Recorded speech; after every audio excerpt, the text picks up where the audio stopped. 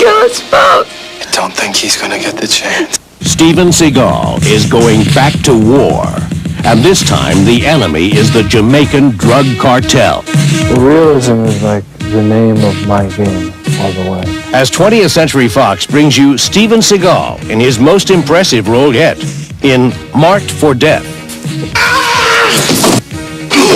In fact, he's the highest rated Aikido master, non-Japanese in the world. Because he moves so fast and so quickly, and some of the things are so devastating, you really have to know where to go and when.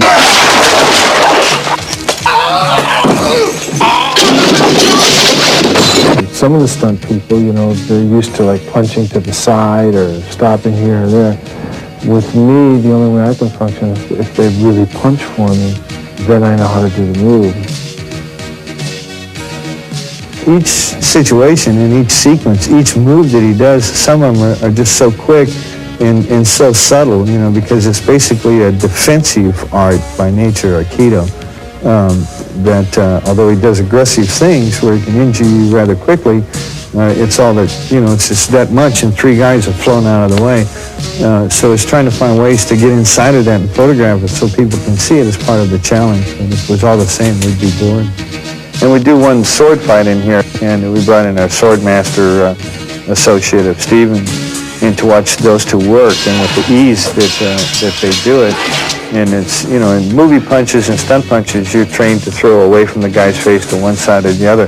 And with Steven, you attack him directly at his nose, right between his eyes, and then he gets out of the way from there. And they do the same thing with these real swords, and it's very exciting to watch.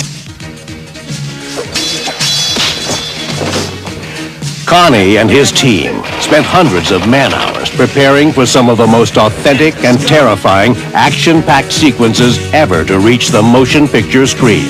The first part of it is done with a piece of equipment we call a decelerator, which allows us to shoot over the back of the man. You see him leap out the window and fall towards the ground with nothing underneath him, no safeties, no catchers. And there's a decelerator wire that we put on him, and that's supposed to stop him about 5 feet off the ground over here. And then we do a second piece where we now put the cameras down on the ground looking up, and another stuntman will do a high fall, running and jumping out of the window, coming to an airbag, falling out of our frame and landing in the airbag. Then we'll do a third piece where you can see this blue car here behind us. We're going to score the roof on it, put explosive charges on the windows. Then the guy comes 12, 14 feet to hit the roof of that. It'll collapse. The glass will blow out. We'll put those three pieces together, and you'll see it in sequence. So the guy falling away, nothing underneath him, the guy dropping over here, and finally the impact on the car as it explodes out from underneath him.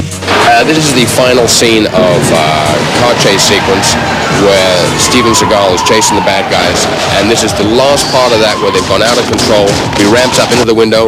The cameras are inside the department store waiting to photograph this. When it comes through a two-story plate glass window, we have a camera in the car here, which will be over the shoulder of the stunt driver. For one, it's always safety. Safety's first.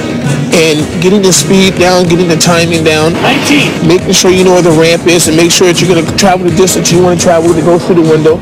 Also, you want to make the gag look good. You want to make it look exciting. You want to make the audience, you want that. He's coming through a mirrored surface, so it's not like you can see the guy coming through the window. All of a sudden, he's just inside the store with you. And the people in the close foreground had a half to a full second to react to the car and get out of the way. When Steven Seagal takes on the Jamaican drug cartel, I'm very, very familiar with fighting. Very, very familiar with firearms. he creates an action film that explodes off the screen. Marked for Death. Are you some kind of cop? Nah, I'm just a concerned citizen.